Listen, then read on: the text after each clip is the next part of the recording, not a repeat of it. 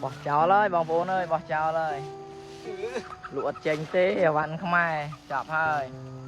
cả sẽ co khmai dương chọc hơi đây tao từng tao nào văn cả bộ pia vậy không đọp trui chọc hơi lụa mình chênh tế văn khmai trục mục mong văn khmai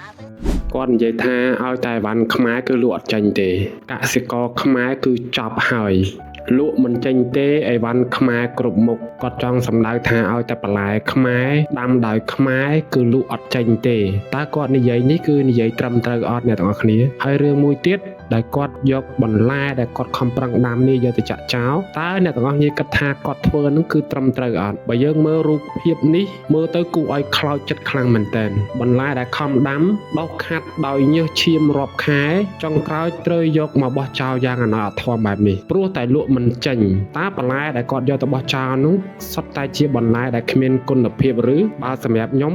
គិតថាបន្លែដែលគាត់យកទៅបោះចោលនោះសុទ្ធតែជាបន្លែដែលមានគុណភាពបញ្ហាចម្បងគឺការដាំដុះជន់ចូលតាមគ្នាអ្នកនោះក៏ដាំបន្លែមួយហ្នឹងអ្នកនេះក៏ដាំបន្លែមួយហ្នឹងហើយនឹងខ្វះប្រព័ន្ធទីផ្សារច្បាស់លាស់ដែលធ្វើឲ្យឈ្មួញតម្លាក់តម្លៃតាមចិត្តដែលគាត់ចង់នេះជាយោបល់របស់ខ្ញុំខ្លួនឯងទេដើម្បីផ្លាស់ប្ដូរស្ថានភាពនេះណាកសិករត្រូវតែមានយុទ្ធសាស្ត្រថ្មីយើងអាចប្រើយុទ្ធសាស្ត្រដដែលបានទេព្រោះយុទ្ធសាស្ត្រដដែល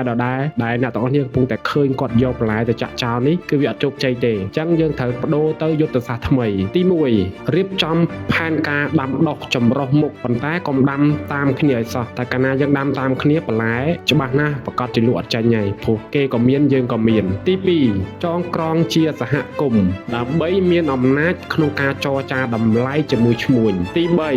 ដូរមកអនុវត្តកសិកម្មស្តង់ដារវិញ GAP ការអនុវត្តកសិកម្មល្អដើម្បីបង្កើតទំនុកចិត្តដល់អ្នកទិញនិងផ្សារទំនើបព្រោះអីវ៉ាន់ដែលលក់នៅផ្សារទំនើបសុទ្ធតែជាអីវ៉ាន់ដែលមានគុណភាពល្អបានគេយកទៅលក់លើសពីនេះទៀតណាគឺការចេះកែច្នៃក្រោយពីប្រមូលផលអានេះគឺជាខែលការពារដ៏រឹងមាំមួយហើយការពារនៅពេលតម្លៃបន្លែស្រស់ធ្លាក់ចុះផងដែរមួយវិញទៀតកសិកម្មឆ្លាតវៃគឺចាប់ផ្ដើមចេញពីការចេះរៀបចំផែនការរួមគ្នាគ្រប់គ្រងនិងលើកកម្ពស់ផលិតផល